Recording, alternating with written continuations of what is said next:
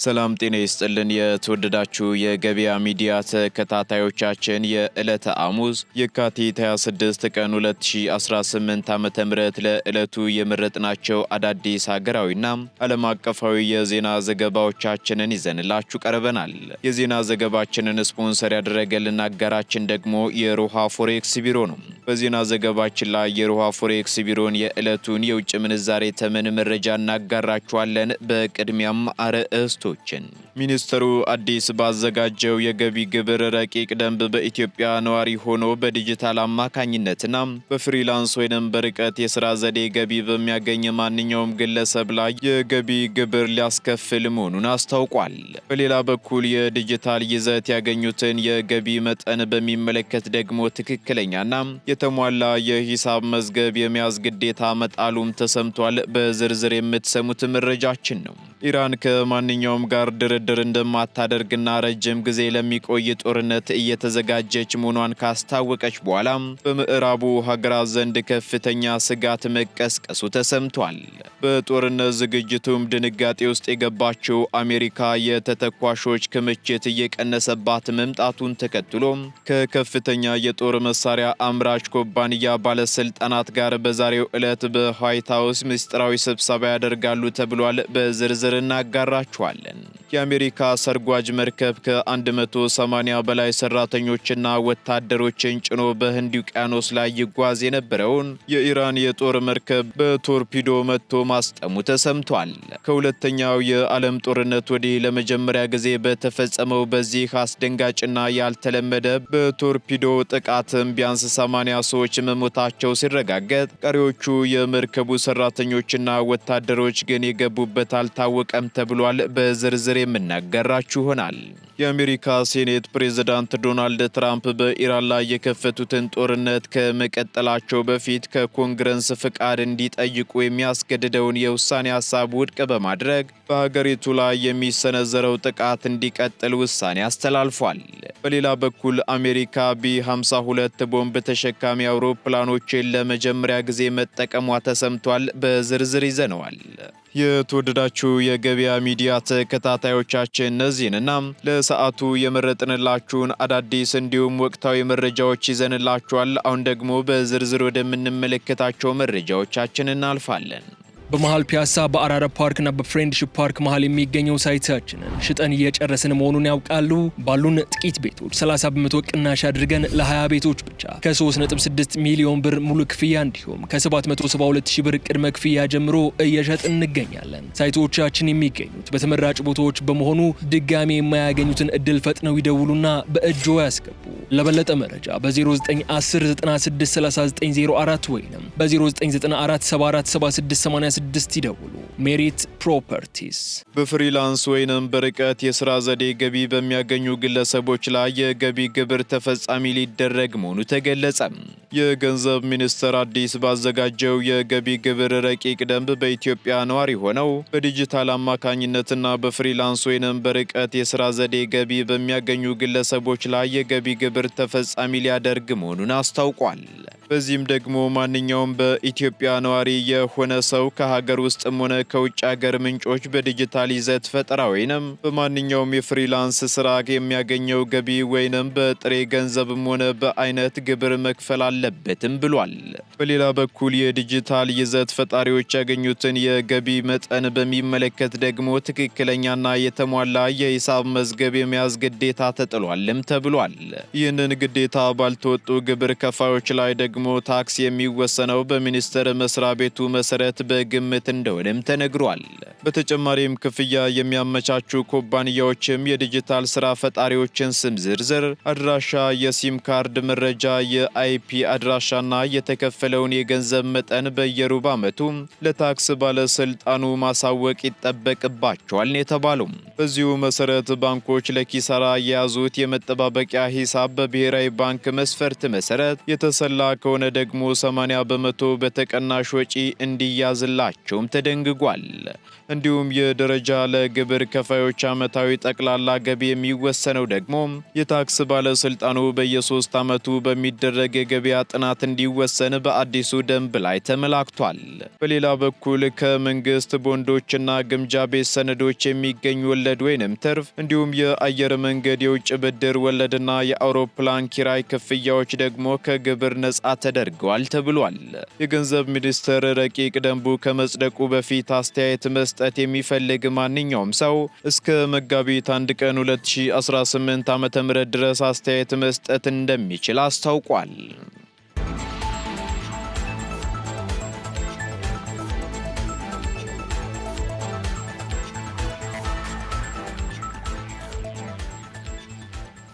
በአካባቢው የሚገኝ ወንዝና የወንዝ ዳርቻ የበከለው ሆቴል 600 ሺህ ብር ተቀጣ።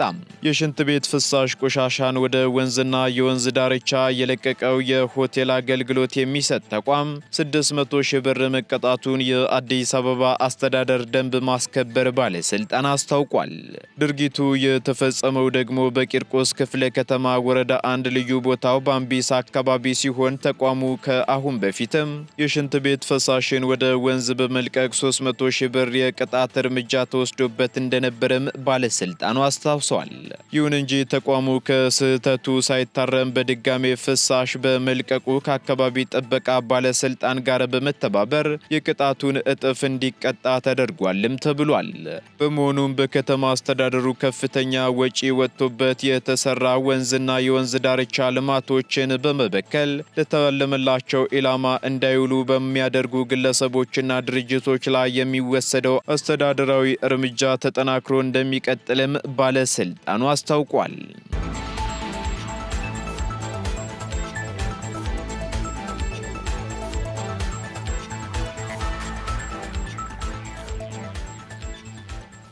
ቀጥለናል። ውድ ተከታታዮቻችን ከውጪ ወደ ያዝንላችሁ መረጃዎቻችን ስንሸጋገር የአሜሪካ ሰርጓጅ መርከብ ከ180 በላይ ሰራተኞችና ወታደሮችን ጭኖ የነበረውን የኢራንን የጦር መርከብ በህንድ ውቅያኖስ መጥቶ ማስመጡን አስታውቋል። የአሜሪካ መከላከያ ሚኒስትር ሂት ሄግሴት ዛሬ ባወጡት አስደንጋጭ መግለጫ አንድ የአሜሪካ የጥቃት ሰርጓጅ መርከብ በህንድ ውቅያኖስ ላይ ይጓዝ የነበረውን የኢራን የጦር መርከብ በቶርፒዶ ተመቶ መስጠሙን አስታውቀዋል። ይህ አስደንጋጭና ያልተለመደ እርምጃም ከሁለተኛው የዓለም ጦርነት ወዲህ የአሜሪካ የባህር ኃይል የጠላት መርከብን በቶርፒዶ በመምታት ሲያሰጥም ለመጀመሪያ ጊዜ መሆኑ ተገልጿል። እንደ ሚኒስተሩ ገለጻ ጥቃቱ የተፈጸመው በስሪላንካ የባህር ዳርቻ አቅራቢያ በሚገኝ ዓለም አቀፍ የውሃ ክልል ውስጥ መሆኑንም ተናግረዋል። የተመታው መርከብም አይሪስ ዴና የተሰኘው የኢራን ባህር ኃይል ፍሪጌት ሲሆን መርከቡ በህንድ ውቅያኖስ ላይ ሲካሄድ በነበረም ወታደራዊ ልምምድ ላይ ተሳትፎ ወደ አገሩ በመመለስ ላይ እንደነበርም ታውቋል። ፒክ ሄትሴስ ስለ ጥቃቱ ሁኔታ ሲያስረዱም ደግሞ የአሜሪካ ሰርጓጅ መርከብ በዓለም አቀፍ ውሃ ውስጥ ደህንነቱ የተጠበቀ መስሎት የነበረን የኢራን የጦር መርከብ አጥልቋል ወይንም አስምጧል ብለው መርከቡ በጸጥታ ሞት አማካኝነት በቶርፒዶ ተመቶ ሰጥሟልም ብለዋል። በወቅቱ በመርከቡ ላይ ከ180 በላይ ሰራተኞችና ወታደሮች የነበሩ ሲሆን በአካባቢው የነበረው የስሪላንካ ባህር ኃይል በወሰደው የነፍስ አድን እርምጃ 32 ሰዎችን ብቻ ማዳን ተችሏልም ተብሏል። እስካሁን ባለው መረጃ ደግሞ ቢያንስ 80 ሰዎች መሞታቸው የተረጋገጠ ሲሆን ቀሪዎቹ የመርከቡ ሰራተኞች የገቡበት እንዳልታወቀ ተዘግቧል። ይህ በህንድ ውቅያኖስ የተፈጸመው ጥቃትም በአሜሪካና በኢራን መካከል ያለውን ውጥረት ወደ አዲስ ምዕራፍ ያሸጋገረ ሲሆን በክልሉ ያለውን ወታደራዊ እንቅስቃሴ ደግሞ በእጅጉ ሊያባብሰው እንደሚችልም ተሰግቷል። የኢራን መንግስት በበኩሉ ድርጊቱን የሽብር ጥቃት ሲል የፈረጀ ሲሆን አጸፋዊ እርምጃ እንደሚወስድም እየዛተ ይገኛል።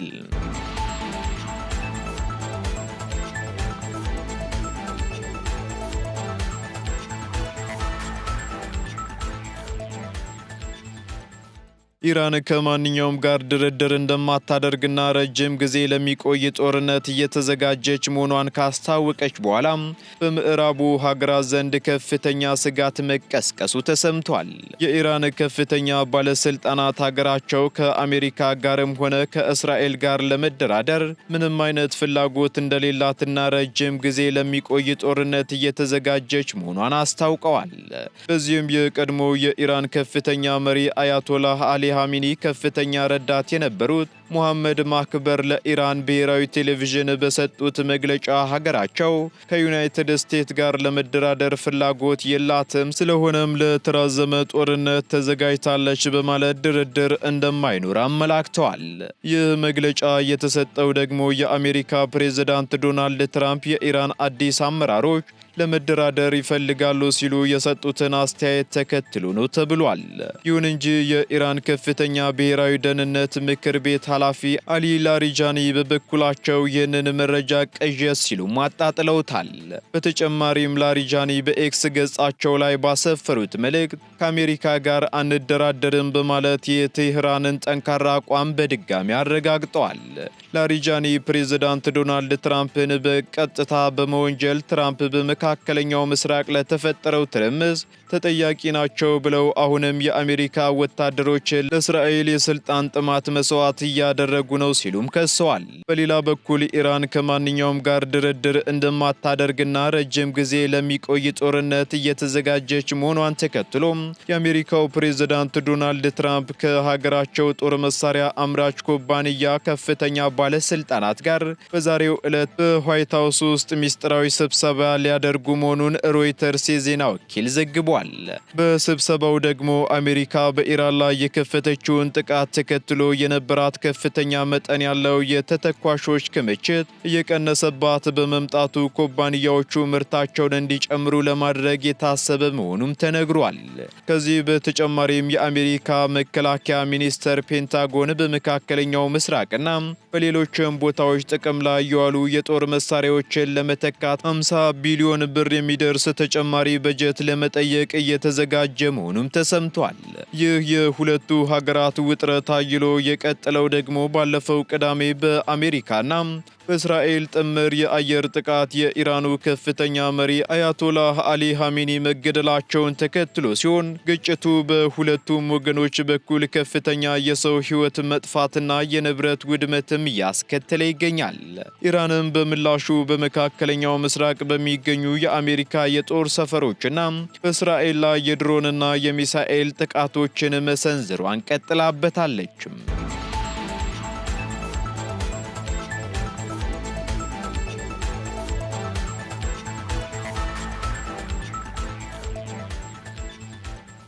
የአሜሪካ ሴኔት የትራምፕን ወታደራዊ ስልጣን ባለመገደቡ በኢራን ላይ የሚሰነዘረው ጥቃት እንዲቀጥል ወሰነ።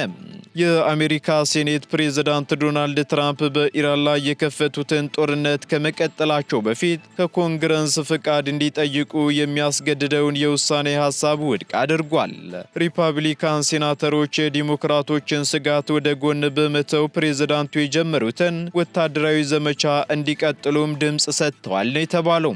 የድምፅ አሰጣጡ ውጤት ደግሞ በቨርጂኒያ ዲሞክራት ቲም ኬይን የቀረበ ሲሆን የጦርነት ስልጣን ገደብ የውሳኔ ሀሳብ በ47 ለ53 ድምፅ ውድቅም አድርጎታል። ይህ ውሳኔ አሜሪካ በኢራን ላይ የምታካሄደውን የአየርና የባህር ኃይል ጥቃት ያለምንም የሕግ መሰናክል እንድትቀጥልም ያደርገዋል ነው የተባለው። የሴናተሮች ክርክር የዲሞክራት ሴናተር ክሪስ መርፊ ፕሬዝዳንት ዶናልድ ትራምፕ አሜሪካን በአፍጋኒስታንና በሊቢያ የገጠማትን አይነት ውድቀት ውስጥ እንዳይከቷት ገደብ ያስፈልጋል ሲሉም ተከራክረዋል። በተጨማሪም ሪፐብሊካኖች ካለፉት 10 ዓመታት የአሜሪካ በመካከለኛው ምስራቅ ጣልቃ የመግባት ስህተት ምንም አልተማሩም ሲሉም ወቅሰዋል። በአንጻሩ የሪፐብሊካን ሴናተር ደግሞ ከኢራን ስርዓት ጋር ያለንን ሂሳብ የምናወራርድበት ጊዜ አሁን ነው ያሉም ሲሆን የኢራንን መንፈሳዊ መሪ አያቶላህን ከሂትለር ጋር በማመሳሰል ጥቃቱ አስፈላጊ መሆኑንም ገልጸዋል። የቀድሞው የሴኔት መሪ በበኩላቸው ፕሬዝዳንቱ እንደ ዋና አዛዥነታቸው ያለ ኮንግረስ ፍቃድ ኃይል የመጠቀም መብት እንዳላቸውም ተሟግተዋል።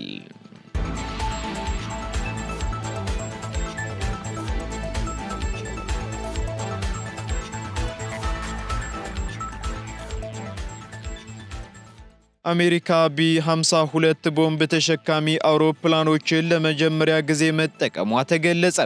የአሜሪካ የጦር ኃይል በኦፕሬሽን ኤፒክ ፉሪ የተሰኘው የጦር ዘመቻ ውስጥ በኢራን ላይ ለመጀመሪያ ጊዜ ቢ-52 ቦምብ ተሸካሚ አውሮፕላኖችን እንደተጠቀመ የአሜሪካ ማዕከላዊ የጦር አዛዥ አስታውቀዋል።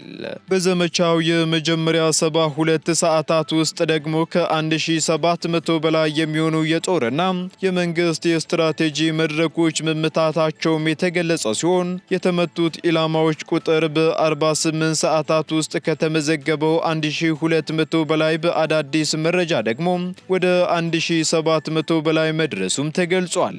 ዘመቻው የጀመረው በራዳር የማይታዩ የቢ-2 ስውር አውሮፕላኖች የኢራንን የተመሸጉ ሚሳኤል ጣቢያዎችንና የኒውክሌር ተቋማትን በመምታት የነበረ ሲሆን በመቀጠልም ከድምፅ ፍጥነት በላይ የሚበሩት ቢ-1 ላንሰር አውሮፕላኖች ሀገሪቱን ጥልቅ ይዞታዎችም አውድመዋል ተብሏል።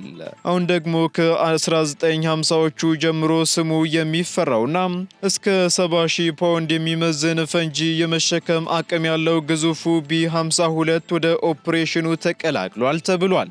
በመጀመሪያው የጥቃት ደረጃ ውስጥም የኢራን የእስላማዊ አብዮታዊ ጦር ኃይል ዋና መሪዎች መስሪያ ቤት መፍረሱ የተገለጸ ሲሆን ከዚህ በተጨማሪም የትዕዛዝና መቆጣጠሪያ ማዕከላት፣ የጦር ኃይሉ የጋራ ዋና መስሪያ ቤቶች፣ የአየር ኃይሉ መሪ ጣቢያዎች፣ የአየር መከላከያ ስርዓቶች፣ የባለስቲክ ሚሳኤል ጣቢያዎች፣ የኢራን ባህር ኃይል መርከቦችና የባህር ውስጥ መርከቦች እንዲሁም የአንቲሺፕ ሚሳኤል ጣቢያዎችና የወታደራዊ ኮሚኒኬሽን መመታታቸውም ተገልጿል። አሜሪካ ይህንን ጥቃት የጀመረችው የኢራን አገዛዝ ግጭቱን ለመቀስቀስ መምረጡን ተከትሎ መሆኑን በአሁኑ ወቅት የአየር ላይ የበላይነት መረጋገጡን የገለጸች ሲሆን የተሰጠውን ወታደራዊ ተልዕኮ ሙሉ በሙሉ እስኪጠናቀቅ ድረስም ጥቃቱ እንደሚቀጥልም አስታውቃለች።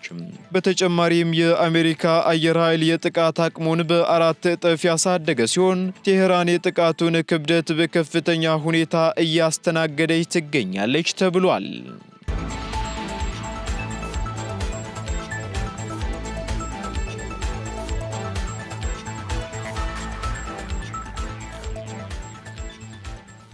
ቀጥለናል ውድ ተከታታዮቻችን። በመጨረሻም የሮሃ ፎሬክስ ቢሮን የዕለቱን የውጭ ምንዛሬ ተመን መረጃ እናጋራችኋለን። አንድ የአሜሪካ ዶላር 177 ብር ከ2 ሳንቲም እየተገዛ 180 ብር ከ56 ሳንቲም እየተሸጠ ይገኛል። ፓውንድ ስተርሊንግ 231 ብር ከ7 ሳንቲም እየተገዛ 235 ብር ከ69 ሳንቲም እየተሸጠ ይገኛል። ዩሮ ደግሞ 201 ብር ከ5 ሳንቲም እየተገዛ 205 ብር ከ7 ሳንቲም እየተሸጠ ይገኛል። ስዊስ ፍራንክ እንዲሁ 223 ብር ከ5 ሳንቲም መግዣው ሲሆን መሸጫው ደግሞ 227 ብር ከ51 ሳንቲም ሆኗል። የተባበሩት አረብ ኤምሬት ድራም ደግሞ 47 ብር ከ61 ሳንቲም እየተገዛ 48 ብር ከ56 ሳንቲም እየተሸጠ ይገኛል።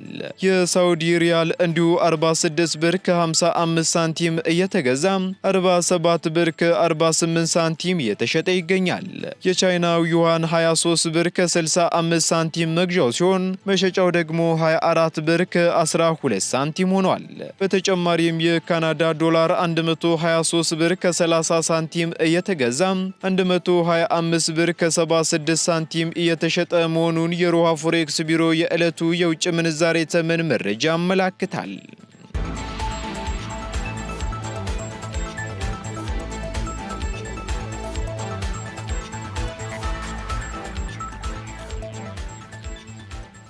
የተወደዳችሁ የገበያ ሚዲያ ተከታታዮቻችን ለዕለቱ ያዝንላችሁ መረጃዎቻችን እነዚህን ይመስሉ ነበር።